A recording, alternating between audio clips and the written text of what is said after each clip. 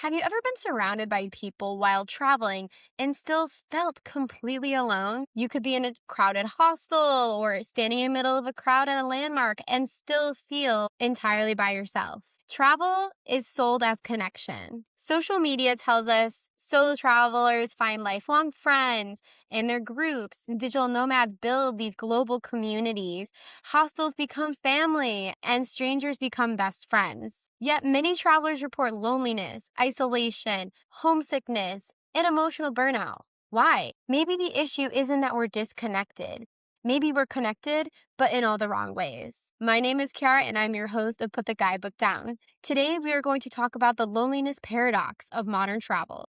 And first up, we're going to be debunking the myth that travel automatically creates connection. Travel exposes you to so many people, but it doesn't automatically connect you to them. Social media and digital nomads do a great job of advertising this lifestyle online where we assume that if you quit your 9 to 5 or move abroad or stay in hostels, that you'll automatically have these new friends, and all of these actions naturally lead to these deep connections that can go into lifelong friendships, new business opportunities, or to side quests you never considered prior to your arrival, which I'm not going to disagree completely. I'm going to admit some of them are true, and I've had my own fair share of meeting lifelong friends, exploring different business opportunities with people I met in hostels. But it's important to note that not everyone has those experiences. And by consuming content constantly that highlights these, it makes us feel that this is the normal for travel. And if we don't experience it, then maybe there's something wrong with us or what we're doing, which isn't true. In my previous episode, I've talked about how we see these lives that are marketed to us online, but they don't actually expose the full true story of what's happening underneath. The different emotions that these global nomads experience, or travel creators or influencers, such as what happens in the downtime when those emotions creep in, when you're truly alone by yourself and not able to connect with someone overseas, your regular friends or families. And this can create a deeper sense of loneliness abroad than at home because you are without your support system, you're in a new environment completely. You may have a language barrier that you're overcoming, and you're trying to navigate different cultural nuances and maybe even some culture shock, which can be internalized as a lot of different pressures and anxieties without us knowing or acknowledging it. So that's why it's important to really know that there is a difference between meeting people abroad versus really knowing people that you meet abroad. You can go to all of these hostels and meetups and meet different people in tour groups, but you're still just meeting them. It's still very much surface level. Very, very few from those many social instances will you actually connect on a deeper level and really get to know them. And this can also be because of how many people are constantly meeting when they travel abroad. It can be overwhelming, and there's so much stimuli going around with trying to navigate all of these changes, the new environment, see what you're there to see, while also meeting new people, that people stay on the surface level of it, maybe seeing it as not a good use of time to go deeper or not a priority. And it's not something to take personal. It's just everyone's at their different goals and pathways of travel. You just have to find someone that meshes with your energy, is in the same travel goals or pathways as yourself, and then be open to going deeper than staying on the surface level of how the weather is. And so many travel ads will continuously try to sell connection to you or finding that sense of belonging, which is great. Again, we can find that with travel, but it's something that we need to be aware of when we're consuming this marketing content around travel. I think one of these personal instances for me is that living in Moldova or in these different non super touristy places of Indonesia, I kind of had this different experience when going into other countries, such as in Europe, where in those places where I lived, I was used to being more involved and talking with locals and people being interested in taking that interest in chatting with me and getting to know me because I spoke the local language. Maybe I didn't look like the general population there and they just wanted to see why I was there. But then I go to Europe or some other country in Western Europe, such as during my time in Spain, where they're used to getting influx of tourists. So they don't really care about the American who's one of millions visiting their city. And this can sometimes be a little bit of a shock for someone, especially if you're used to having more people be the ones to take the active interest in leading the conversations and initiating the discussion with you. And instead, you have to be the one to take that role. It's a little bit of a reality check. You realize that no one knows you, nobody's going to check on you, and no one will maybe notice that you're struggling because they're so used to the large amount of tourists. And that's where we start to feel the loneliness. Being surrounded by people is not the same thing as belonging somewhere. And people may say, well, we have technology, right? Technology solves distance and allows us for more communication, but it doesn't solve the loneliness completely, right? Because they're not there with you. They could be further away or even cross oceans or continents. And it's not exactly the same thing as talking with someone right next to you. Travelers are never truly alone anymore as a result, but this may be part of the problem. Research consistently shows social media can increase feelings of social comparison and loneliness despite increasing the connectivity. Studies from organizations like the Pew Research Center and academic researchers have explored how constant digital connection doesn't necessarily create meaningful relationships. So you can continue chatting with your friends because essentially social media is like the newer pen paling that people used to do back in the day, but it's not going to be the same depth of really knowing someone if you never really meet up in person. I know some may challenge that statement. Please, I welcome it. I would love to hear your stories and why you would take a different idea or approach to that. But for many, especially those who rely on those technology connections to fill for the missing in person ones, it's just going to add to that layer of isolation and loneliness that you can feel with travel. And in my opinion, is replacing presence with connectivity. When you're constantly texting people back home, you're focused on that connection and maintaining that connection, staying up to date with each other, which is great. That's a support system and is super important when you're living or traveling abroad. So don't get rid of that.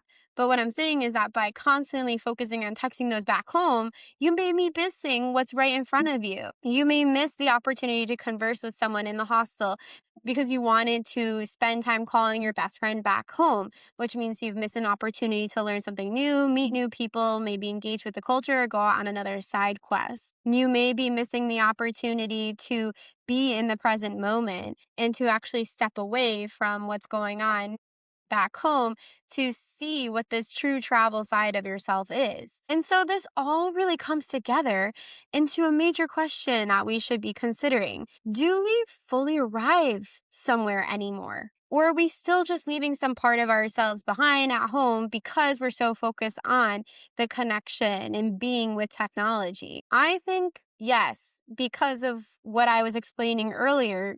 If you're so focused on those connections and only those connections and letting those technology conversations be more prioritized than being in the moment and starting conversations or new experiences with those in the destination that you're in, then you're not fully in the moment. You're not fully there.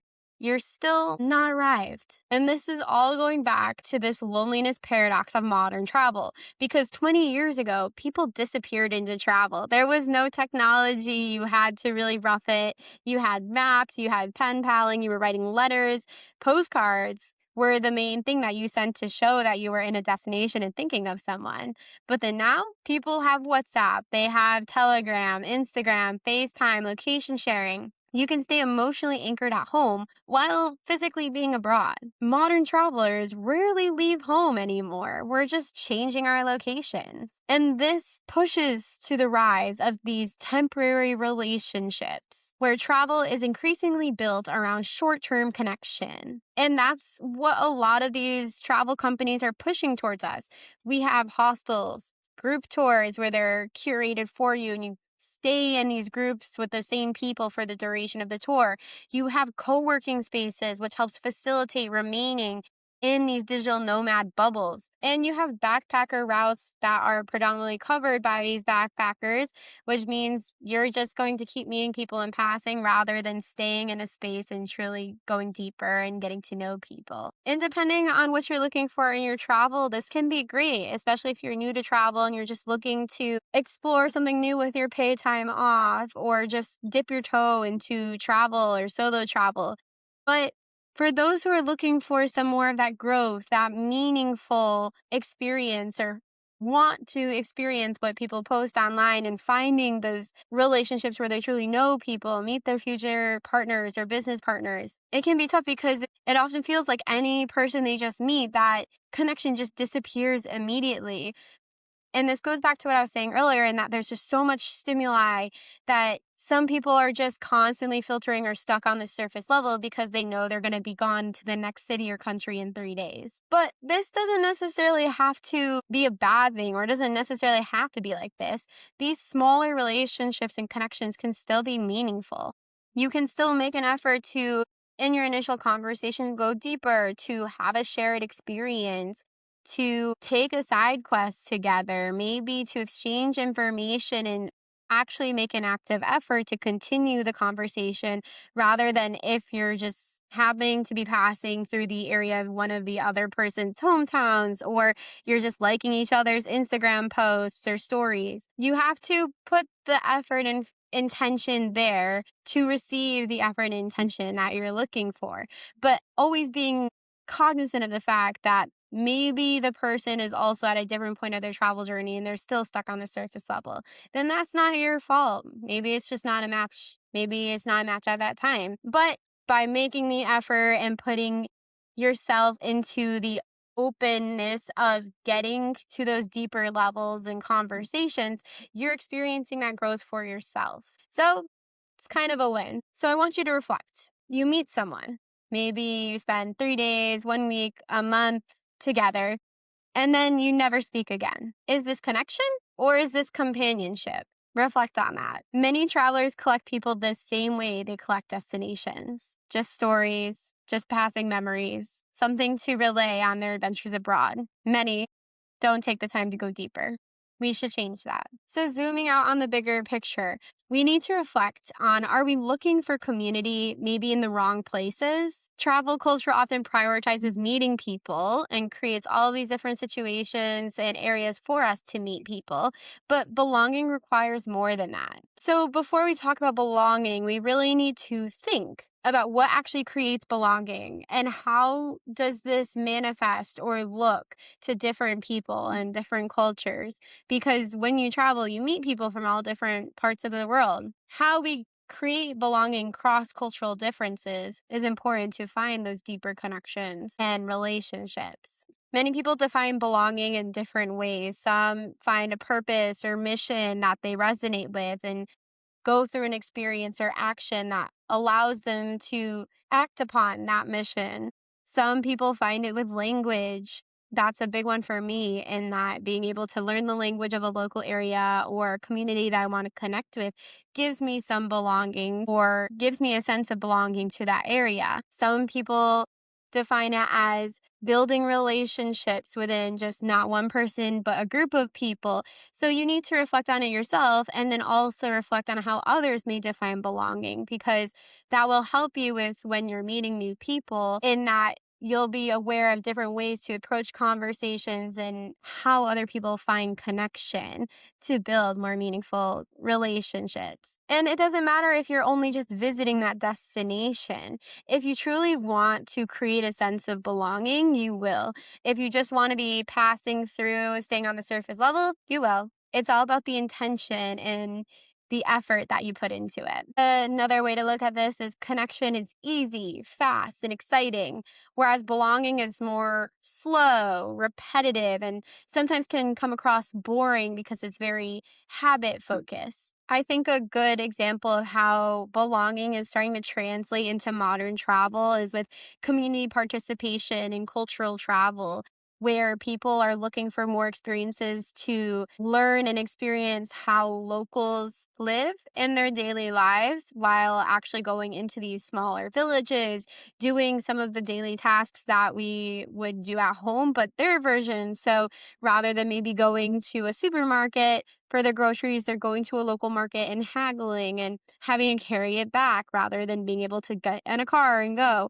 So from that, you're participating in the community, you find that deeper connection, see similar faces repeatedly, and just have a shared responsibility. When traveling, you don't belong because you arrived. You belong because you stayed and went deeper. So then what can travel teach us about loneliness? Loneliness is not always a problem. That's the first one. It's sometimes the point.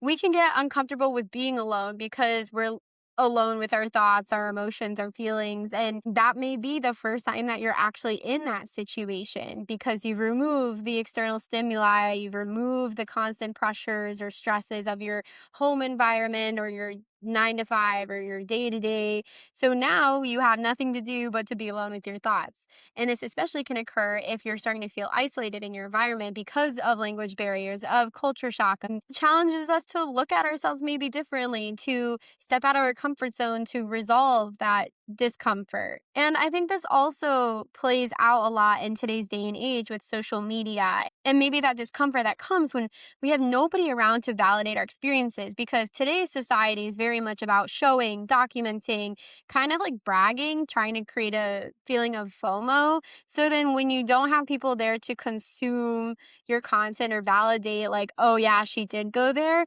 then maybe we start to lose a feeling of purpose or accomplishment, even if that reinforcement comes from strangers. There's a commercial, I believe is Progressive, where they have someone doing repair work in the basement. And the joke is that the main character who owns the house is going to take a picture of the basement flooding, post to Instagram. And they're like, well, you don't need to post everything online.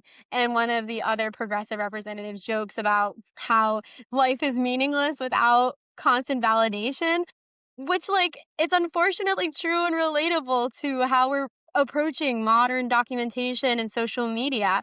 It's people need that constant validation and praise from people online to feel like what they did was relevant and impactful, which it doesn't need to be like that, but we still allow it to be that way. So we need to change our approach on that and acknowledge that some things can be kept to ourselves and that we're allowed to do things for ourselves just for ourselves. We don't need to share it with strangers. We don't need to wait and ensure that's accepted by someone else or an external influence. It can teach us that growth and understanding of who we are as individuals. Because some of the most meaningful travel moments happen when you're alone on a train, sitting in a plaza, watching a sunset or sunrise, getting lost. Not because they were shared, but because they weren't. Because the goal of travel shouldn't be to avoid loneliness. It should be to learn how to be with yourself. So then how do you feel less lonely while traveling? And as a solo traveler, this was something huge that I had to learn on my own.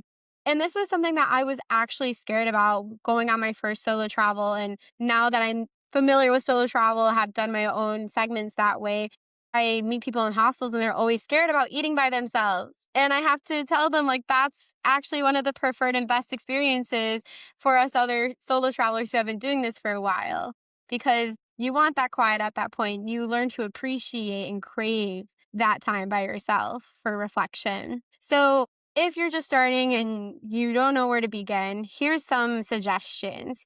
My first one's to build routines. This can be at home or when you're abroad. Try going to the same cafe, the same market, same gym, just creating some familiarity with your routine, seeing those same faces so you have that belonging sensation and you start to feel more comfortable. The next one is more for when you're abroad. It's to learn some basics of a language and destination that you're in. These basic phrases can help you with creating conversation if you're feeling alone or want to try to connect and go deeper in your travel. It helps with reducing isolation, so overcoming that language barrier so you're not stuck in your own bubble. And it helps deepen your interaction with the locals, the community, and the culture. The next is to prioritize depth over volume. I've said this before in one of my other episodes, but maybe instead of meeting 30 people, try genuinely connecting with two. And I've talked about this concept with one of my good friends, Mike, in either one of our episodes on this podcast or on a different one. But he originally had this huge goal when he was living in Morocco to meet 60 plus people. And I was the one that said, whoa, Mike, you really need to think more about the quality over quantity, because those 60 people are most likely not going to converse with you often while you're in Morocco, or probably not at all once you leave. But if you're investing in connecting with maybe 3 or 5 people and building those relationships so that you guys have that shared connection and know each other, then they're more likely to continue the conversation with you after you leave the country. And his exact response and example was like, yeah, I learned as we got further into my grants living there that 60 was just not feasible and not fun. It created more stress for him. So once he scaled back to his goal of 3 to 5, he was able to enjoy his time much more in Morocco. The next is stay longer. Slow travel is a thing, it's becoming a thing, and it should be a thing. Longer stays create this recognition, familiarity, and community with where you are. And it also allows you to go deeper and travel more meaningfully and immersively into the host environment. The last one is to get comfortable with being alone. Not every moment needs to be content, validation, or companionship. This is where the growth really happens. This is where you see your true self start to come out and are challenged to step outside your comfort zone to try something new. I mentioned that this was something that I originally struggled with, but then now I find that these are the moments that I crave most. And talking to other fellow travelers who are solo travelers, they prefer the quiet. Instead, when they'll have like a limited social batteries, they stay in hostels because they still crave that social environment. Many still opt now for solo rooms where they can step away from the noise and the crowds to reflect, or they make time for their own adventures away from the group so that they can be alone and experience their travel for themselves. And that's totally okay. The most important thing is that everyone is in their own travel journey, learning different things at different points. Just being open to the change and being aware of this loneliness paradox is going to help boost your travel so much more. Travel promises connection, but sometimes what it really gives us is a mirror. It strips away routines, identities, and familiar relationships and asks us a difficult question. Who are you when nobody knows you? Or who knows you? Or who are you when you're by yourself? Perhaps the real loneliness paradox isn't that we're alone while traveling. It's that we spend so much time trying to avoid being alone that we miss what travel is trying to teach us. Before we close out this episode, I would like to leave a question with you to reflect. What's the loneliest moment you've experienced while traveling? And what did it teach you? Please leave your thoughts in the comments and make sure to like and subscribe to our channel. We're all about going deeper on the surface level of travel topics that we see in different forums and social media so that your travel is more meaningful, gives you an opportunity to grow, and helps you feel empowered to take the next step in your own travel pathway and journey. Thank you so much, everyone. Bye.